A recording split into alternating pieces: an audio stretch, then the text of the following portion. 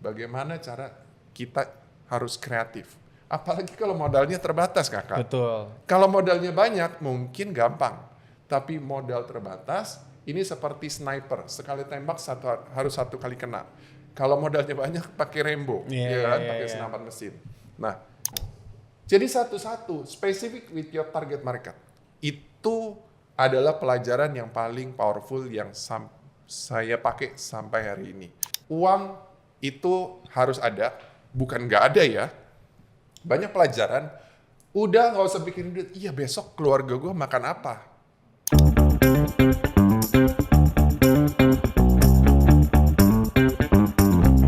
Halo teman-teman, kembali lagi dengan saya Clemens Raharja, founder dari The Entrepreneur Society, dan kembali ke Podcast. Di sini tempat dimana kamu bisa belajar banyak banget ilmu-ilmu yang bisa menginspirasi hidup kamu dan mengubah hidup kamu. So, narasumber kita hari ini itu nggak kalah hebat. Kenapa? Karena dia tuh adalah salah satu community builder juga, teman-teman, sangat-sangat aktif, dan saya kenal dengan Kakak Edi, nanti biar dia perkenalkan diri sendiri ya.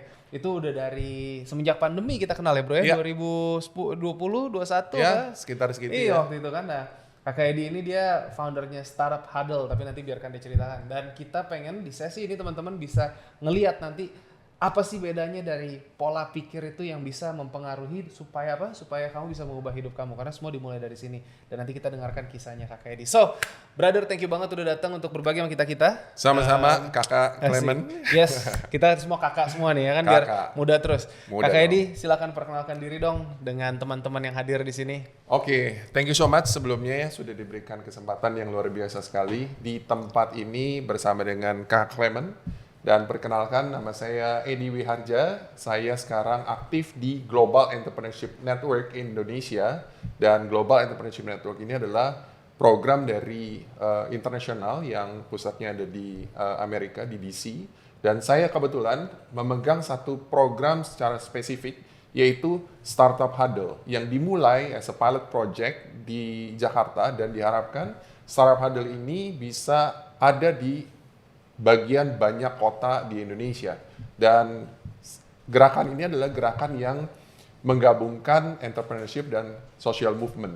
Dan pas kebetulan saya adalah orang yang in charge untuk community engagement dan lead beberapa program di Startup Huddle itu sendiri. Dan dari Startup Huddle inilah kita memperkenalkan bahwa menjadi seorang entrepreneur itu bukan bicara tentang duit dulu, tetapi giving first itu yang menjadi sesuatu yang harus diutamakan, karena kita percaya bahwa seorang entrepreneur itu adalah orang yang mempunyai pemikiran yang sangat luas, dan kita harus berjejaring untuk membangun kebersamaan, yaitu kesuksesan yang bersama. Kurang lebih seperti itu, Kakak. Mantap, oke, keren banget teman-teman. Kita tuh senang ya dari The Entrepreneur Society, itu wadah buat semuanya untuk supaya kita bisa mengundang, makanya berkolaborasi dengan antar komunitas itu penting banget. Dan kita ngundang selalu praktisi-praktisi, dan Kakak Edi di sini ternyata memang salah satu penggerak juga. Jadi keren banget teman-teman, stay tune, simak sampai akhir. Tapi sebelumnya Kakak Edi boleh dong kenalin diri dulu. Jadi gimana nih sampai ke tahap ini tuh, kisah, kita ngomong kisah perjuangan. Kisah ya? So mulainya gimana tuh? Oke, secara cepat. Pertama, karena kebodohan seorang Edi, jadi saya bekerja atau saya kuliah itu di sebuah kuliah yang nggak ada hubungannya dengan apa yang saya kerjain. Apa tuh? Waduh. Pasti saya banyak kuliahnya itu landscape architect, di Trisakti tahun 93. Ketahuan deh jadi umur. Nggak apa-apa. Dan kakak. Kemudian di pertengahan kuliah, karena saya dari orang keluarga biasa Chinese harus nyari duit ya kan. Jadi semester 6 saya bikin usaha, modalnya pada saat itu 3 juta. Bersama-sama dengan beberapa teman gabung, jadi udah bikin satu startup sih sebenarnya ya. Okay. Tapi bukan startup saat itu. Dan apa yang saya bisa lakukan? Bawa mobil. Jadi tukang suruh. Jadi tukang antar-antar barang. Oh. Karena kan teman-teman yang jago anak binus. Saya anak Trisakti. Landscape architect kok jualan komputer ya. Itulah dimana saya banyak belajar dari teman-teman yang pintar-pintar ini. Dan kemudian akhirnya berganti formasi, biasalah namanya masih muda. Nanti ada yang begini, ada yang begitu dan segala macam. Dan akhirnya saya meneruskan kehidupan saya di jadi pedagang komputer itu. Lakukan A sampai Z, yang penting dapat duit, yang penting bisa segala sesuatunya lancar. Dan itu nggak ada yang salah, karena sebagai pedagang menurut saya yang keren pada saat itu dan sampai hari ini adalah bagaimana kalian ada di sebuah tempat. Bayangin, kalian tahu kan daerah Mangga 2. Dari atas masuk mall itu dari ujung sampai semuanya pedagang komputer. Iya. Jadi kompetisinya itu kan udah luar biasa. Nah, bagaimana cara kita survive di situ? Bagaimana cara kita harus kreatif?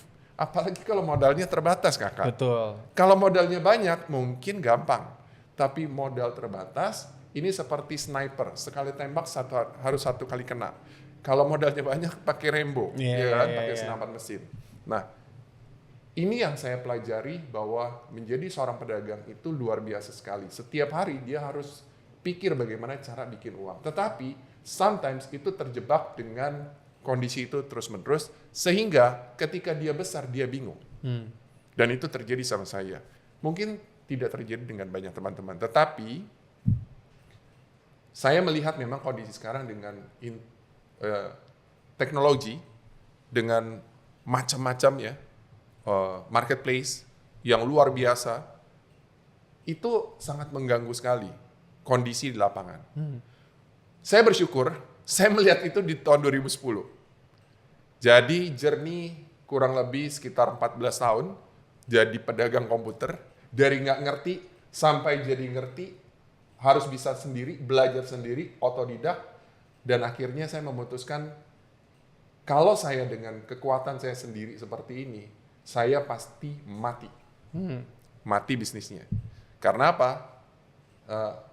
Yang saya punya adalah hanya kemampuan muter otak. Ya. Nah, jadi itulah yang ada momen di mana saya lihat, saya nggak mau begini terus nih. Sampai umur 50 mungkin orang lewat di toko, Ko Edi, mau tanya dong, itu komputer masih ada kagak ya gitu ya? Masih bisa jual nggak gitu? Masih bisa dibeli nggak? Mau tukar tambah? Itu yang saya lakuin. Nah, jadi in that time saya pikir, emang ada ya sebuah bisnis yang cuman modal ide dan dapat duit. Saya cari ada bukunya. Oke. Yaitu Start Me Up. Start Me Up. Ya, itu buku Start Me Up. Saya baca itu buku. Masa cuman modal ide bisa dapat duit? Mana mungkin kita jual komputer aja sampai bungkuk-bungkuk kita kerjain gitu kan? Ya. Kok ini bisa ada? Oke, saya berusaha untuk membuka pikiran. Pas kebetulan memang dunia komputer, dunia internet itu kita sudah belajar dengan ala kadarnya, dengan kemampuan kita untuk bisa kita belajar semua itu. Dan ternyata benar, saya ketemu satu pelajaran yang saya bersyukur sekali ketemu seorang inspirator yang menurut saya, yaitu Bang Andi Zain dari Kojora Venture. Dialah yang memperkenalkan tentang Founder Institute itu. Apa? Pengajaran tentang startup di programnya dia. Oke. Dan itu membuat saya pusing. Iya. Dan mau muntah sebenarnya. Terus? Belajar dari pola pikir pedagang gelodok yang bagus, keren, dan masih banyak yang keren, untuk menjadi masuk di dalam dunia entrepreneur spesifik di startup. Dan itulah masa penggemblengan antara maju dan mundur. Dan saya memilih untuk maju, ikut di dalam programnya dia yang tidak mudah, bayar tapi bisa ditendang. Oke. Jadi kalau bayar mestinya disayang-sayang. Enggak. Bayar nggak masuk, nggak memenuhi kualifikasi, tendang keluar. Dan itu menjadi trigger. Dan ternyata banyak orang-orang yang luar biasa di situ saya ketemu. Mostly kebanyakan lebih muda. Saya beruntung, saya berdua ada yang cukup lebih berumur. Nah, jadi dari situ journey-nya saya jalan untuk berubah mindset dari seorang pedagang Ya. menjadi seorang entrepreneur dengan jalur spesifik startup, bukan UKM. Oke. Dan itu membuat saya dipercayakan untuk apa? Masuk di dalam kompetisi. Kompetisinya apa? Kompetisi dari ide, kurang lebih ada 300 ide yang dikompetisikan pada saat itu di Indosat, di program Idea Box. Saya masih ingat di batch kedua, itu tidak mungkin saya lupa. Karena itulah yang membuat saya sampai hari ini. Dan di sana dari 300 ide, kita kompetisi bootcamp 3 hari, kemudian keluar 7 pemenang. Dan salah satunya, puji Tuhan, saya yang menjadi pemenang di situ, bukan karena saya pinter, Jadi? karena saya punya teman-teman yang pinter. I see. Saya punya teman-teman yang hebat di situ.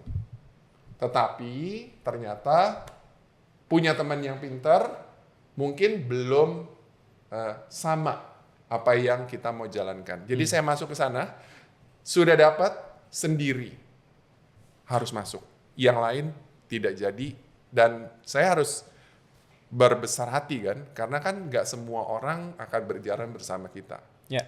Semua punya mimpi, nggak ada yang salah. Saya bersyukur sekali ketemu orang-orang hebat ini, dan sampai hari ini mereka masih baik. Tapi dengan bantuan mereka, saya diterima, dan kemudian setelah itu apa? Saya harus rekrut lagi. Jadi dunia merekrut itu adalah dunia yang menurut saya udah jadi keseharian saya ya, mulai dari pedagang, bersama-sama, gabung sama temen gitu kan, rubah formasi, nanti pusing, yang sini berantem, sini segala macam, kita pusing gitu kan, tapi harus survive toh. Ya. Nah, jadi penggemblengan saya sebenarnya cikal bakalnya ada di waktu pertama saya masih jadi pedagang itu. I see. Dan itu menurut saya adalah pelajaran yang harus bisa terus saya pegang. Saya melihat bahwa pedagang itu keren, hanya ada keterbatasan di dalam pengetahuannya untuk membuat menjadi lebih besar. Itu yang terjadi sama saya. Nah, dengan masuk di dunia ini, kita mesti networking, yang tadinya mungkin, kalau mundur 20 tahun yang lalu, saya nggak mungkin ngomongnya seperti ini. Kenapa tuh? Ya kan jagoan kandang. Kalau orang datang ke toko kan kita sambut. Oh. Kalau saya ketemu orang, mana mungkin saya menyapa gitu dulu, Ya. ya kan? Karena jagoan kandang, orang datang ke toko yang kita sambut. I see. Tapi kalau pameran suruh bagi-bagi macam-macam, itu mungkin bukan saya. Tapi saya diajarkan untuk pitching dan pitching. Salah, udah biasa. Disuruh turun lagi pitching, sudah biasa. Malu ini muka mau taruh di mana, nggak masalah. Lebih malu kalau nggak punya penghasilan. Jadi, kalau salah, ketawa aja. Nggak usah baper di dalam hati. Asal kita percaya bahwa siapa yang jadi mentor kita itu, niatnya dia apa. Itu yang jadi masalah kalau cari mentornya yang salah. Nanti bisa dimanfaatkan. Saya bersyukur sekali ketemu beberapa orang di komunitas atau di akselerator program dari Idea Box tersebut. Dan sampai hari ini, Bang Andi Zain ini adalah sosok mentor bagi saya. Nah, dia banyak banget mengajarkan tentang bagaimana kamu menjadi seorang startup founder. You have to create something dulu. Uang itu harus ada, bukan nggak ada ya. Banyak pelajaran, udah nggak usah bikin duit, iya besok keluarga gue makan apa. Nah ini diajarkan, uang harus ada, tapi kamu harus ikat pinggang supaya bisa survive. Dan itulah yang saya terapkan. Dan giving first itu juga diterapkan. Penting banget itu. Giving first itu diterapkan. Sebelum jargon ini diberitakan, dia sudah terapkan. Dan saya ketemu dengan 3 model investor. Venture capital, konglomerasi, dan orang yang memang korporasi gitu ya. Itu 3 model itu, 3 punya style yang berbeda. Nah jadi penting sekali, ketika kita belajar sama seseorang, make sure orang itu adalah orang yang sudah pernah menjalani. Kalau sekedar teori, gampang. Sekarang tanya ChatGPT aja. Betul. Saya baca buku Kak Clement, itu luar biasa sekali, 8 pilar ya kalau nggak salah. Betul. Dan itu sebenarnya, itu sarah banget. Saya belajar banget, dan itulah yang saya pelajari selama ini. Dan saya masih pakai pakem-pakem itu untuk membantu agar kita semua itu harus bisa menyampaikan segala sesuatu itu dengan lebih clear, jelas, tepat sasaran. Nah, ini pelajaran yang susah, yang terjadi sama para pedagang. Oh, yeah. Biasanya gitu. Dia mau mengeluarkan semuanya. Nggak semua bisa dikeluarkan. Yeah. Orang nggak ngerti. Betul, penuh. Penuh. Jadi satu-satu, specific with your target market. Itu adalah pelajaran yang paling powerful yang saya pakai sampai hari ini. Apakah saya jadi orang sukses saat ini? Tidak. Dengan pengalaman saya cuma bilang begini, saya nggak bisa janjikan kalian itu sukses dengan kalian ikut saya punya pelajaran gitu kan. Tapi saya bisa kasih tahu kalian, di situ ada jurang, di situ ada lubang, di situ kamu nyasar. Karena kalau nyasar baliknya lama, kalau nyasar beneran baliknya kagak balik-balik. Betul. Ya. Jadi bicara tentang kesuksesan tuh gampang, tapi bicara tentang bagaimana kamu jatuh. Kata orang mungkin gagal, tapi bukan gagal. Karena dari semua orang-orang sukses, mereka nggak pernah nggak gagal. Mereka nggak pernah bangun cuma satu langsung ngedebum, nggak ada gitu kan. Ada satu mentor yang bilang, kucing yang punya 9 nyawa, kalau 8 belum habis, berarti belum selesai itu. Jadi mesti banyak berani melakukan segala sesuatu dengan pemikiran dan hati yang besar, yaitu berani gagal. Tapi gagalnya juga harus jelas ya. Jangan gagal-gagal mulu yang itu lagi pengulangan. Dan memang kita juga mesti punya bijaksana. Karena kalau duit kagak ada, mau pakai apaan? Gitu kan. Nah jadi kita harus belajar secara visi yang besar, tetapi tetap nginjek dunia gitu loh. Kita ngomongin dari tadi panjang banget nih. Panjang ya? Tapi nggak apa-apa, seneng. Itu kejawab semua guys. Cuman pedagang sama entrepreneur tadi bedanya satu kalimat. Giving first, itulah value creation. Oke. Itu yang mungkin saya bisa berikan satu statement yang saya alami ya. Ya. Jadi sebagai entrepreneur itu kita harus giving first. Giving first, Betul. itulah your value creation. Dan never stop learning. Kalau pedagang, jualan, Cuan. Oke, that's it. Yang kita ajarkan di The Entrepreneur Society, teman-teman, 4 esensi kewirausahaan. Esensi nomor 2, pakem. Fokus bantu orang lain terlebih dahulu, rezekinya akan datang di kemudian. Diucapkan ini dengan Kakak Edi, bagus banget.